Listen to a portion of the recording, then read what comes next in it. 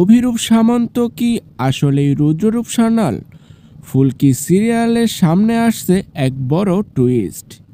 বন্ধুরা, চলে এসেছি ফুলকি সিরিয়ালের নতুন আপডেট নিয়ে।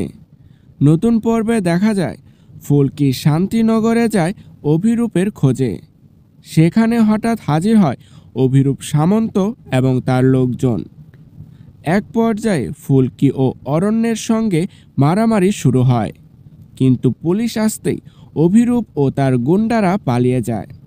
এরপর পুলিশকে ফুলকি জানায় অভিরূপ সামন্তকে খুব চেনা লাগলো। যখন সে বন্দুক তাক করেছিল আমার মাথায়, তখন মনে হচ্ছিল রুদ্ররূপ সান্যাল আমার সামনে দাঁড়িয়ে আছে।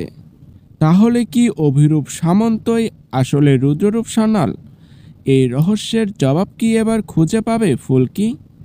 আপনাদের কি মনে হয় কমেন্টে অবশ্যই লিখে জানাবেন। ভিডিওটি ভালো লাগলে অবশ্যই লাইক, শেয়ার এবং কমেন্ট করতে ভুলবেন না। এবং ফুলকি সিরিয়ালের সকল আপডেট পেতে হলে সাবস্ক্রাইব করতে ভুলবেন না। ধন্যবাদ।